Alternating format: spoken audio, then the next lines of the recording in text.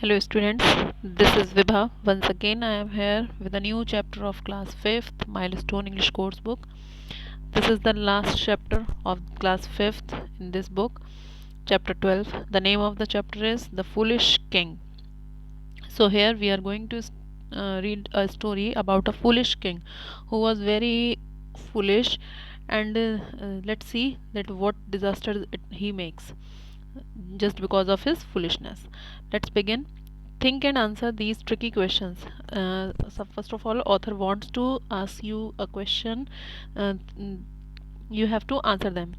How much dirt is there in a 4 feet deep, 3 feet long, and 4 feet wide hole? And the author asks that imagine there is a hole, then how much dirt, कितनी धूल होगी वहाँ पर जब आप 4 metre 4 feet तक जाओगे गहराई में, एंड 3 फीट लॉन्ग, जो कि 3 फीट तक लंबा हो, और 4 फीट वाइड हो. ठीक है, वाइड होल हो. इतने बड़े होल में कितनी ज़्यादा डर्ट हो सकती है? Author want to ask what would you do if you find an endangered animal eating an endangered plant. ठीक है, ऑथर्स कहता है कि अगर आप कभी भी किसी आपके सामने एक ऐसा एनिमल आ जाए जो एंडेंजर्ड है, यानी कि जो खुद खतरे में है, और वो एक ऐसे प्लांट को खा रहा है जिसकी प्रजाति भी विलुप्त होने वाली, तो आप क्या करोगे इस सिचुएशन में? आप क्या करेंगे? Imagine you are in sinking row boat surrounding with sharks, how would you survive? The third question writer wants to ask that if you are in a boat, suppose you are in a boat and the boat is sinking. ठीक है, और वहाँ पे you were surrounded by the shark fish. ठीक है, shark fish होती है, आप उससे surrounded है, तो the author want to know your view that how could you survive yourself. ठीक है, कैसे आप अपने आप को सेव करेंगे, कैसे आप अपने आप को बचाएंगे? So there are 3 questions, tricky questions for you. You have to answer and reply me in the comment box. ठीक है, we will move on through the reading section. Reading and comprehension section is there. Let's read. Here are the list of characters. There is a narrator, a foolish king, the wise divan, the gong man, the doorman, soldier 1, soldier 2, and the army's commander. यहाँ पर ये आपके character हैं. This story is written in the drama form. ठीक है, ये story जो वो आपके ड्रामेटिक फॉर्म में लिखी गई है, जैसे ड्रामाज या फिर प्लेज लिखे जाते हैं उस फॉर्म में लिखी गई है. इसीलिए पहले जब कभी भी ड्रामा या फिर प्लेज लिखे जाते हैं तो उनमें सबसे पहले दी जाती है कैरेक्टर लिस्ट, कि how many characters are there, those are the leading this story और this play. So here is a list of the characters those who are participated in this play, जिन्होंने इस प्ले में participate किया है या जिन्होंने अपना अपना रोल प्ले किया है यहाँ पर. ठीक है, उनके सभी के नाम यहाँ पर लिखे हुए हैं. इसमें क्या होता है, प्ले जो स्टोरीज होती हैं इनमें हमेशा डायलॉग फॉर्म में होती है. जो ड्रामा और प्लेज होते हैं इनमें जो स्टोरी जो मूव ऑन होती है वो हमेशा डायलॉग फॉर्म में होती है. मैंने पहले भी जो मेरे पुराने स्टूडेंट्स हैं मैं बता चुकी हूँ कि जब कभी भी कैरेक्टर के नेम लिखे हों and there is a symbol like 2 dots, it is a dialogue form. ठीक है, ये डायलॉग फॉर्म्स होती है जिसमें उनके जो भी स्पीकर है, जो भी कैरेक्टर है, वो जो कुछ भी बोलता है उसके डायलॉग को एज इट इज़ लिखा जाता है. ठीक है, यहाँ पर जो प्लेज और स्टोरीज होते हैं उनमें सीन होते हैं. हर सीन की अलग स्टोरी होती है और वो सीन 1 बाय 1 आपके सामने रिप्रेजेंट किए जाते हैं. फर्स्ट सीन में देखिए क्या दिखाना चाह रहे हैं वो आपको. The narrator here, the narrator means होता है स्टोरी टेलर, जो आपको ये कहानी सुना रहे हैं. ठीक है, उन्होंने कहा फर्स्ट ही says that once upon a time there lived a foolish king who had a very wise dewan. एक बार की बात है, एक बहुत ही मूर्ख राजा था. ठीक है, जिसके पास एक बहुत ही बुद्धिमान दीवान भी था. दीवान जैसे उसके एक तरह से हम कह सकते हैं उनके अ सोल्जर, और यू कैन से द, या फिर आप कह सकते हो उसका हेल्पर. ठीक है, हेल्पर भी कह सकते हो, सपोर्टर भी कह सकते हो. ठीक, उस तरीके से जो मिनिस्टर्स होते हैं किंग के कोर्ट में, वो उस तरीके से था. इसको दीवान जी यहाँ पर नाम दिया गया है. वो बहुत बुद्धिमान था. One warm summer night the king could not sleep, एक गर्मी की रात थी और जो राजा था वो सो नहीं पा रहा था. He was tossing and turning in his bed at last when he heard the sixth gong he sat up. वो अपने बेड पे ही ट्विस्टिंग एंड टर्निंग कर रहा था, मतलब बहुत बार बार करवट बदल रहा था और वो उसको नींद उस रात में नहीं आई. At last when he heard the sixth gong, अंत में जब क्या हुआ, जब करवट बदलते बदलते सिक्स गॉन्ग मीन्स छठा घंटा बजा. ठीक है. In the ancient time you know well that there was not the schedule of clocks. ठीक है, वहाँ पर क्लॉक्स नहीं होती थी, बल्कि वहाँ पर एक पर्सन को रखा जाता था जिसको गॉन्गमैन यहाँ पे बोला गया है. गॉन्गमैन मीन्स होता है, उसकी ड्यूटी ही यही होती थी कि वो हर घंटे पर बेल रिंग करता था, जिससे ये पता चलता था कि अब 1 घंटा हो गया. जैसे 2 घंटे 3 घंटे हर per hour he rang the bell. वो एक बड़ा सा घंटा किंग के पैलेस में लगा हुआ होता था जिसको वो रिंग करता था, जिससे सभी को पता चलता था कि क्या टाइम हो चुका है. ठीक है. जैसे हमारी अब कुछ क्लॉक्स में भी आप देखो, पेंडुलम वाली जो क्लॉक्स होती हैं उनमें लगा होता है जितने भी घंटे हो जाते हैं उतनी बार वो टन टन टन रिंगिंग करता है. ठीक है. Same as in the king's palace there is a person who is on duty to ringing the bell just according to the time. ठीक है. तो जो 6 o'clock का बेल था वो बजा, वैसे ही किंग जो है वो उठकर बैठ गया. The foolish king, is it 6 o'clock already? राजा कहता है कि क्या, अरे ये तो पहले ही 6 बज चुके हैं. I should get up now, अब तो मुझे उठ जाना चाहिए. यॉर्निंग लाउडली, वो जोर से दवाइयाँ लेते हुए उठता है. But I feel so worn out, लेकिन वो कहता है कि आज मुझे मुझे कुछ अजीब सा लग रहा है, मतलब बहुत अच्छा फील नहीं कर रहा हूँ मैं. I think I will ride out into the country yard. वो कहता है कि मुझे लगता है कि आज मुझे कंट्री यार्ड, यानी कि जो रूरल एरिया होते हैं, रूरल एरिया यानी कि थोड़ा सा गाँव का क्षेत्र जो होता है, उसके पहले जो उसके राज्य में जो थोड़ा सा कंट्री यार्ड वाला क्षेत्र था, वो कहता है मुझे वहाँ चलना चाहिए. And get some fresh air, और मुझे कुछ ताज़ी हवा लेनी चाहिए. To the doorman, go wake up the dewan and tell him we will go riding today. वो डोरमैन जो दरबान होता है उसको ऑर्डर देता है कि तुम उठो और जाकर दीवान जी को उठा दो और उनको बोलो कि आज हम राइडिंग पर चलेंगे. डोरमैन जो उनका दरबान था वो कहता है as you wish your majesty. वो कहता है ठीक है, जैसे ही आपकी इच्छा महाराज. ठीक है. वो जाता है इन्फॉर्म करने दीवान जी को. अब यहाँ से सेकंड सीन स्टार्ट होता है. ठीक है. यहाँ पर जो आप पिक्चर देख रहे हो आपके सामने पिक्चर चेंज हो गई. दूसरा सीन में क्या होता है, ये लोग राइडिंग करते हुए आपको दिखाई दे रहे हैं. ठीक है. यहाँ पर इन लोगों की जो कन्वर्सेशन होती है वो आपके सामने प्रेजेंट करेंगे. नरेटर, सबसे पहले नरेटर क्या बताता है आपका, the king and the dewan set out for their ride in the country yard where the greenery and beauty of nature is abundant. ठीक है. वो दोनों किंग और दीवान जो थे वो अपनी राइड के लिए निकल जाते हैं, और वहाँ वो क्या देखते हैं कि वहाँ पे बहुत ज़्यादा हरियाली है, ब्यूटी ऑफ नेचर है, खूबसूरत नज़ारे हैं प्रकृति के, और बिल्कुल प्लेंटी मीन्स होता है बहुत अधिक मात्रा में, बहुत ज़्यादा ग्रीनरी है, हरियाली है. जैसे कंट्री साइड में होता ही है कि भाई पेड़ पौधे होते हैं, ग्रीनरी होती है, तो वहाँ पे उसको बहुत प्लीजेंट लगता है वहाँ पर जाकर. The wise dewan, how are you feeling now your majesty. Wise dewan जो बुद्धिमान दीवान होता है वो उनसे पूछता है कि sir how are you feeling now, अब आपको कैसा फील कर रहे हैं महाराज. The foolish king, much better. Foolish king जो है वो रिप्लाई करता है कि बहुत अच्छा, बेहतर महसूस कर रहा हूँ, but I am very feeling thirsty, लेकिन मुझे प्यास लग रही है. ठीक है. Let's stop at that river for a drink. वो कहते हैं कि चलो हम उस नदी के पास चलते हैं, वहाँ रुकेंगे और वहाँ हम नदी का पानी पियेंगे. Narrator, they stop at the river for a drink. वो नरेटर कहता है कि वो दोनों जाते हैं और वहाँ से नदी के किनारे रुकते हैं. The question is here, why do the king and dewan ji stop at the river. क्यों रुके थे वो लोग. They stop there to drink water. ठीक है. द फुलिश किंग कहता है what is the water is so crystal clear and refreshing. वो कहता है कि किंग कहता है कि ये तो पानी तो बहुत ही साफ है, एकदम नीट एंड क्लीन है, और रिफ्रेशिंग मीन्स होता है कि यहाँ तो आके बिल्कुल इंसान तरोताज़ा महसूस करने लगे, यहाँ तो गर्मी भी नहीं लग रही. एंड हाउ इट स्पार्कल्स, और वो कह रहे इतना चमकता हुआ पानी है, साफ़ सुथरा. Where does this river flow to dewan ji. वो कहता है कि ये रिवर कहाँ बहते हुए जाती है, अपने दीवान से वो क्वेश्चन पूछता है. तो वाइज दीवान आंसर करता है उसको, this river flows to the neighbouring kingdom in the east your majesty. वो कहता है महाराज हमारी ये जो नदी है ये बहती हुई दूसरे राज्य में, जो पूर्व दिशा में दूसरा राज्य है, उस दिशा की ओर बहती हुई जाती है. द फुलिश किंग कहता है that's ridiculous, our river flows into their territory, we must stop it at once. वो कहता है कि अरे ये तो बहुत अजीब सी बात हो गई, हंसने वाली मजाक वाली बात हो गई कि मतलब हमारी नदी और दूसरे के राज्य में क्योंकि बह कर जाती है, दूसरी टेरिटरी में. ठीक है. दूसरे के क्षेत्र में, इसको रोका जाए, अभी इसको रोको. ठीक है. तो ये क्योंकि सीधी सी बात है, ये फुलिश किंग था तो इसको लॉजिकल चीज़ें पता नहीं, समझ नहीं आती थी, और इसने बस सीधे से देखा कि ये हमारी जो नदी है वो दूसरे राज्य में जा रही है, तो उसने सीधे से ऑर्डर दे दिया कि इसको स्टॉप करो। The wise man but your majesty, wise man कुछ कह पाता, उसने इतना कहा, लेकिन महाराज, लेकिन उसके सामने किसी की नहीं चली। The foolish king I don't want to hear any excuse, राजा कहता है कि मैं कोई भी एक्सक्यूज़ नहीं सुनना चाहता, आप किसी भी तरीके का मुझे तर्क ना दें, और आई एम ऑर्डरिंग यू, मैंने आपको ऑर्डर दिया है, to get a dam build here right away, stop this river at once. वो कहता है मैंने आपको ऑर्डर दे रहा हूँ कि यहाँ पर जल्द से जल्द एक डैम बन जाना चाहिए और इस नदी के पानी को तुरंत रोकिए।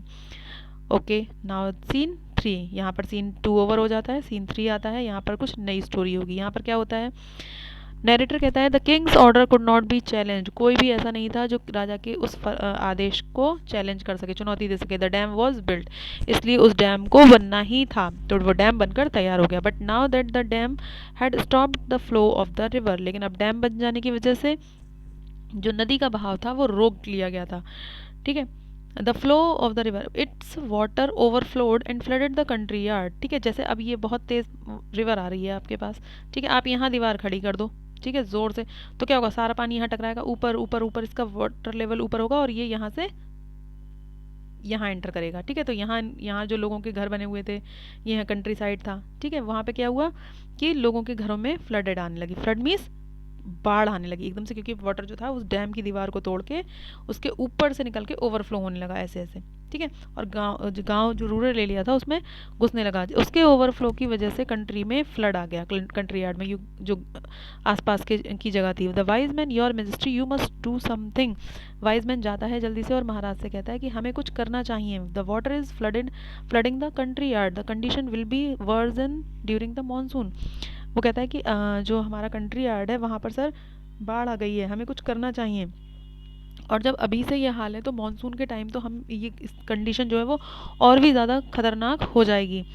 ठीक है, तो वो कहता है द फूलिश किंग नॉनसेंस, वो कहता है ये क्या बकवास है, what is important that we have the water of the river to ourself. वो कह रहे हैं what is important is that, बोले केवल इस समय जो इम्पोर्टेंट है वो ये है कि हमारी नदी का पानी जो है वो सिर्फ हमारे पास रहना चाहिए। The wise Diwan said but your majesty the entire kingdom will be flooded. वो कहता है कि लेकिन महाराज ऐसा करने से तो हमारा पूरा देश ही बाढ़ में बह जाएगा। तो फुलिश किंग कहता है लेट इट फ्लड, आने दो बाढ़। The vice man said but your majesty the crops will be destroyed, हमारी सारी फसल डिस्ट्रॉय हो जाएगी। फुलिश किंग कहता है let them destroy, so what, वो कहता है होने दो, हो जाती हैं तो डिस्ट्रॉय, नष्ट हो जाने दो पूरी फसल। The dewan said the people of the kingdom will drown and die, कि वो कहता है, दीवान कहता है कि सर पूरे किंगडम की, हमारे पूरे राज्य के जितने भी लोग हैं वो डूब जाएंगे और मर जाएंगे। ठीक है, फुलिश किंग कहता है लेट देम डाई, अगर मरते हैं तो मर जाने दो, but I will not let a drop of water from the river escape to the neighbouring kingdom. वो कहता है कि जो होना है होने दो, लेकिन मैं अपने यहाँ की एक बूंद पानी भी बचकर दूसरे राज्य में, पड़ोसी राज्य में नहीं जाने दूंगा, नेबरिंग कंट्री में, किंगडम ने। ठीक है, wise dewan to himself what a foolish king, wise dewan जो अपने मन में सोचता है कितना बेवकूफ़ राजा है ये। The foolish king what are you thinking dewan ji, foolish king उसकी तरफ देखकर उससे कहता है तुम क्या सोचने लग गए दीवान जी। Wise dewan your majesty when the neighbouring country find out that we have stop their water supply they will attack us, they might even destroy the dam. वो कहता है कि महाराज कहीं ऐसा ना हो जो पड़ोसी राज्य के राजा हैं, अगर उन्हें पता चल गया कि हमने उनके राज्य में पानी की सप्लाई को रोक दिया है, वाटर सप्लाई को, तो ऐसा ना हो कि वो हमारे ऊपर अटैक कर दें। ठीक है, और हो सकता है वो हमारे उस डैम को भी डिस्ट्रॉय कर दें। ठीक है, वो उसको भी नष्ट कर सकते हैं।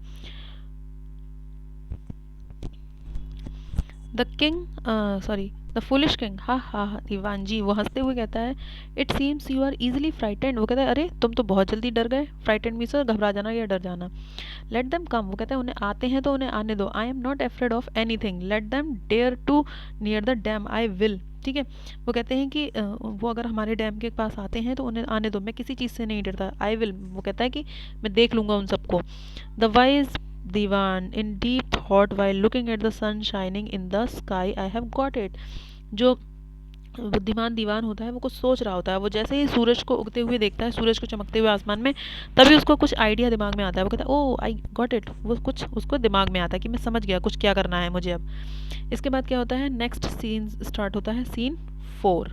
ठीक है, वहाँ पे फोर्थ सीन स्टार्ट होता है। नरेटर यहाँ पर कहता है the next scene take place in the clock tower from where the gongs are sounded to tell the time. The dewan enters to speak the man who sound the gong। ठीक है, वो उस रूम में जाते हैं, उस जगह पर जाता है दीवान जहाँ पर गोंग्स बेल की साउंड की जाती थी। ठीक है, और गोंग मैन जहाँ रहता था जो उन बेल को रिंग करता था। ठीक है, वो वहाँ एंटर करता है और जो इस ड्यूटी पर था, जो गोंग मैन था, वो उससे बात करने जाता है। देखो ये है पिक्चर, आप देख सकते हो यहाँ पे। ये एक स्पेशल रूम बनाया जाता था जहाँ पे बेल्स लगी हुई होती थी और एक पर्सन इसकी ड्यूटी पर रहता था जिसको इन बेल्स को according to the time ring करना होता था। ठीक है, अब ये जो दीवान जी हैं वो यहाँ आते हैं इस रूम में।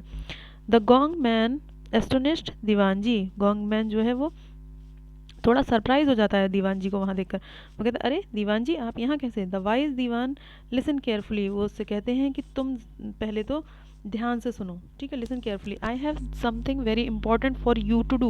बोले आज मैं तुम्हें कुछ काम देने आया हूँ जो बहुत ही इंपॉर्टेंट है और तुम्हें करना ही करना है। गोंगमैन कहता है please tell me what I can do for you. Gongman कहता है कि आप मुझे बताइए कि मैं क्या कर सकता हूँ आपके लिए।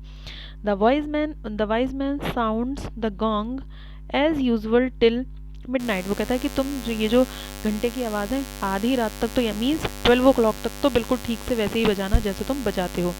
But after that I want you to sound the gongs every half an hour. वो कहता है कि लेकिन उसके बाद मैं चाहता हूँ कि तुम हर आधे घंटे में ही घंटी जो बेल है उसको बजाना शुरू कर दो, गोंग करना शुरू कर दो। ठीक है, तो कहता है not after every hour is that understood. वो कहता है तो वाइजमैन कहता है हर घंटे बाद नहीं बजाना है तुम्हें, सिर्फ आधे घंटे बाद।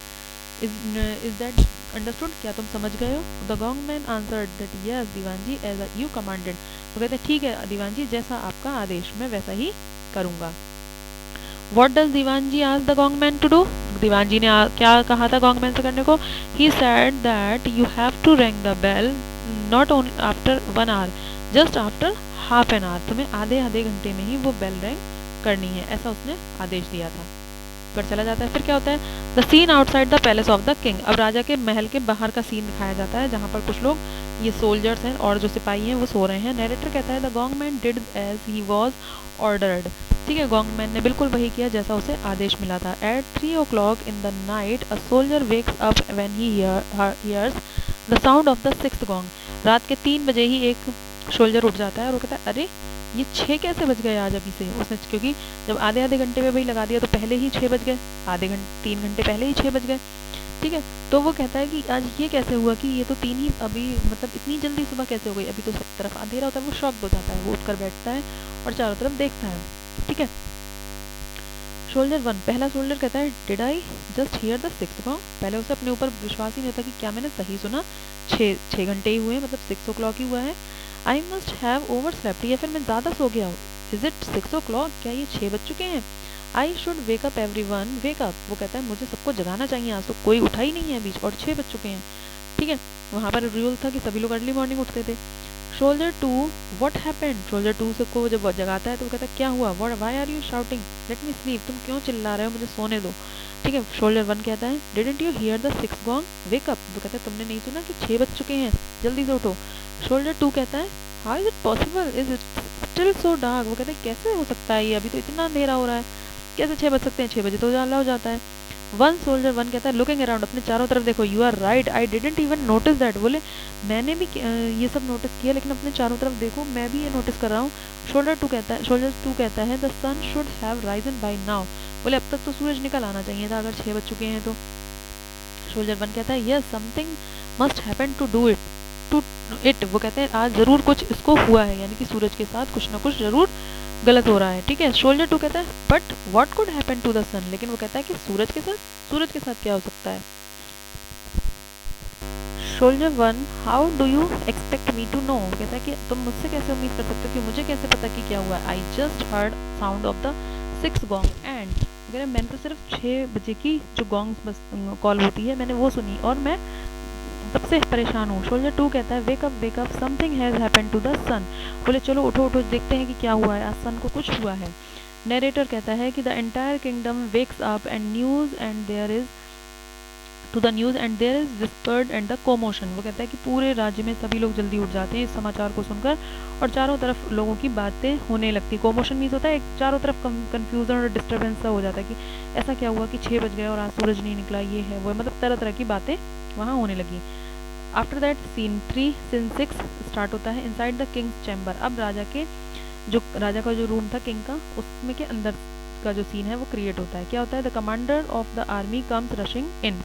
जो आर्मी का कमांडर होता है वो दौड़ता हुआ अंदर जाता है उनके रूम में। द आर्मी कमांडर कहता है wake up your majesty, a calamity has struck the kingdom, की एक मुसीबत आ गई है। कैलेमिटी में तो होता है डिजास्टरस, ठीक है, इवेंट, कोई भी प्रॉब्लम आती है तो उसको यहाँ पर बोलते हैं कैलेमिटी, ठीक है। तो वो कहता है कि महाराज जल्दी उठिए, एक बहुत बड़ी समस्या हो गई है। तो वो कहता है कि क्या हुआ? The army commander says that something has happened to the sun your majesty, it's past 6 o'clock but sun has not risen. वो कहता है ये तो 6 बजे ज़्यादा बज चुके हैं और अभी तक सूरज आज सन नहीं राइज हुआ है। The foolish king, what kind of a joke is this, ये तुम किस तरीके का मजाक कर रहे हो? What could possibly happen to the sun, सूरज को क्या हो सकता है? The army commander says please see to yourself your majesty, it's still dark outside. वो कहता है महाराज आप खुद बाहर देख लीजिए, अभी तक अंधेरा है जबकि 6 से ज़्यादा बज चुके हैं। The foolish king looking outside the window, जो राजा था, वो मूर्ख राजा था, उसने बाहर की तरफ देखा। You are right, quickly go and call the dewan ji. वो कहता है जल्दी से जाओ और दीवान जी को बुलाकर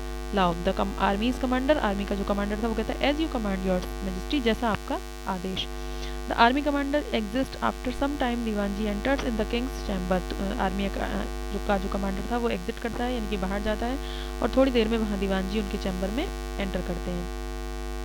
The foolish king, what happened Diwan ji, why hasn't the sun risen yet? वो कहता है क्या हुआ है दीवान जी, क्यों आज अभी तक सन जो है वो राइज नहीं हुआ है? Wise Diwan ji, I have been thinking about it all the way of your chamber। वो कह रहे हैं कि मैं जो कुछ आप यहाँ कह रहे हैं मैं उन सब चीज़ों के बारे में सोच रहा हूँ। There can only be one explanation for this, यहाँ केवल एक ही बात जो है मेरे समझ में आ रही है, मैं एक ही चीज़ कह सकता हूँ। The foolish king said that, and what is that? क्या कह सकते हो बताओ? The wise divan said, someone has captured the sun and is not allowing it to come to our country। वो कहता है किसी ने जो सन है उसको कैप्चर यानी कि कैद कर लिया है और उसे हमारे किंगडम में आने से रोक दिया है, यानी कि उसको वो हमारे किंगडम में आने की परमिशन नहीं दे रहे हैं। The foolish king captured the sun, sun को कैप्चर कर लिया, मतलब सन को कोई कैसे कैप्चर कर सकता है? How would who would have the audacity of to do this? audacity means होता है ये करेज, इतनी हिम्मत किसकी होगी? वो कहता है कि इतना बोल्ड कौन हो गया जिसने सूरज को कैप्चर कर लिया, सन को कैप्चर कर लिया है, ठीक है। Wise Diwan said the king from the neighbouring kingdom, who else could be it.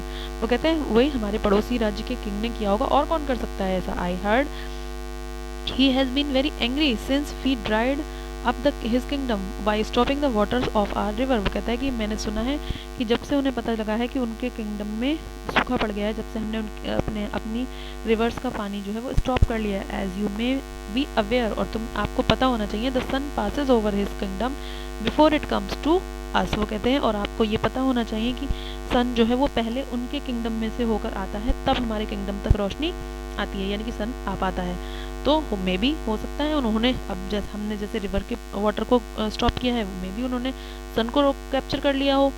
वो इनके माइंड में ये आइडिया स्टक करता है। ट्रबल्ड, अब उसको दिमाग में प्रेशर आता है। वो कहता है कि what should we do now Diwan ji, we shall be immersed in darkness always. वो कहता है कि क्या हम इमर्स्ड मीन्स होता है पूरी तरह, क्या हम हमेशा ऐसे ही अंधेरे में रहेंगे हमेशा के लिए? द वाइज दीवान, जो बुद्धिमान दीवान था, वो कहता है I was wondering some about the same thing your majesty. वो कहता है कि हाँ मैं भी इसी बारे में सोच रहा हूँ, बहुत मुझे शॉक्ड हो रहा हूँ कि ऐसे कैसे हो पाएगा। तो द फुलिश किंग से डू यू सपोज, तो कहता है कि आप तुम्हें सच में यही लगता है कि ऐसा ही हुआ होगा? The wise man Diwan said yes your majesty, हाँ महाराज बिल्कुल ऐसा ही हुआ होगा। The foolish king, do you suppose they would let the sun go if we let the water of the river flow into the kingdom again. वो कहता है कि क्या तुम्हें लगता है कि वो हमारे राज्य में सन को आने देंगे अगर हम उनके किंगडम में अपनी रिवर का वाटर फ्लो दोबारा से करवा दे दो? The wise Diwan said what an impressive idea. वो कहता है कि अरे वाह महाराज ये तो बहुत ही अच्छा आइडिया है your majesty, you are so intelligent, आप तो बहुत बुद्धिमान है। One could have come up with something so brilliant, बोले अरे कोई तो है कम से कम जो इतनी अच्छी बात इसने कही हो, ब्रिलियंट मतलब इतना अच्छा ब्रिलियंट आइडिया जिसके दिमाग में आया हो। मतलब वो फिलहाल इस किंग की झूठी तारीफ करना शुरू करता है ताकि इस प्रॉब्लम से बाहर आया जा सके। सोचो वो कितना बुद्धिमान था, उसने राजा को टॉर्चर भी नहीं किया, परेशान भी नहीं किया और एक सॉल्यूशन भी निकाल लिया अपनी बुद्धिमानी से। The foolish king brimming with pleasure, जो बेवकूफ़ राजा था वो ब्रीमिंग खुश हो जाता है बहुत ज़्यादा कि अरे वाह मैंने इतना अच्छा काम कर दिया। वो कहता है my mother always use to say that I was very clear. वो कहता है टू द डोरमैन, वो जो दरवान खड़ा था उससे कहता है तुम्हें पता है मेरी मदर जो है वो मेरी हमेशा तारीफ करती थी कि मैं शुरू से ही बहुत होशियार हूँ। कॉल माई आर्मी कमांडर, वो कहता है कि जाओ और आर्मी कमांडर को बुला कर लाओ। डोरमैन होता है, दरवान जो होता है वो जाता है, वो कहता है जैसे जो हुक्म महाराज, as you wish your majesty. Doorman exist और army man enter in the some time, थोड़ी देर में आर्मी कमांडर वहाँ पर आता है। आर्मी का कमांडर जो था वो कहता है yes you called for me your majesty, महाराज आपने मुझे बुलाया। द फुलिश किंग ऑर्डर, कहता है कि गैदर योर मैन, अपने सिपाहियों को इकट्ठा करो, go down to the river and pull down the dam as fast as you can. वो कहते हैं जाओ और जल्दी से उस डैम को तोड़ के गिरा दो, जितनी जल्दी तुम कर सकते हो। The army's commander as you command your majesty, वो वहाँ से चला जाता है। वो कहता है ठीक है जैसी आपकी आज्ञा, ठीक है। The foolish king they will let the sun go won't they dewan ji, वो कहता है कि क्या वो हम सन को आने देंगे हमारे राज्य में, क्या ऐसा होगा या नहीं होगा, दीवान जी से वो क्वेश्चन करता है। द वाइज दीवान कहता है yes your majesty, looking outside the window with a glint in his eyes. वो कहता है, वो इशारा करते हुए बाहर की तरफ इशारा करता है अपनी आंखों से और कहता है सर बाहर की तरफ आप देखिए, खिड़की की तरफ। The sun should be out any minute, वो कहता है अब सूरज कुछ ही देर में निकलने ही वाला होगा, बाहर ही आ जाएगा। The foolish king look dewan ji the sun is coming out, foolish king कहता है कि look dewan ji the sun is coming out, सूरज तो निकलने लगा। क्योंकि इन सारी चीज़ों को करते करते 6 ऑटोमेटिक जो नेचुरल टाइम था वो 6 o'clock हो गया और सन राइज अपने आप होने लगा था। किसी ने उसको कैप्चर नहीं किया था, कोई भी वहाँ पे ट्रिक नहीं थी, सिर्फ एक टाइम उन्होंने ये टाइम थोड़ा पहले उसने जो 6 बजा दिए थे, क्योंकि सन तो एक नेचुरल प्रोसेस है सनराइजिंग का, वो तो अपने टाइम पर ही होगा। लेकिन जो बीच के 3 hours थे उसमें इन्होंने ये फटाफट जो काम करवाया कि डैम को तोड़ना है, डैम को ओपन कराना है, सभी लोगों को जगा दिया। पूरे किंगडम में जो इन्होंने एक कॉमोशन क्रिएट करवाया जिसकी वजह से एंड में सॉल्यूशन किंग ने खुद ही दे दिया, ठीक है। The wise man long live the king you have saved the sun your majesty, वो कहता है जो वाइज किंग था उनको अप्रिशिएट करते हुए कहता था कि आप जुग जुग जिए महाराज, आपने सूरज को बचा लिया। The foolish king gloating this is nothing dewan ji, it's all in a day's work. वो कह रहे अरे ये तो कुछ भी नहीं था दीवान जी, ये तो एक ही दिन का काम था। वो अपने आप में बहुत अपनी खुद की खुशी दिखाता हुआ कहता है ऐसा लग रहा था जैसे उसने खुद बहुत ही सक्सेसफुल टास्क कर दिया हो, ठीक है। So that's all about the story, it's a very interesting story, so you all have to be very intelligent to do anything whenever you are in the gathering, whenever someone affects at your deeds, जब कभी भी आपके काम से किसी दूसरे को भी असर पड़ने वाला हो तो आपको हमेशा बहुत ही सोच समझकर कोई टास्क कंप्लीट करना चाहिए। ये हमने यहाँ पे इस लेसन से सीखा है। I hope you get the complete meaning of the story. So we will meet the next video with the next chapter. Till then take care, have a nice day.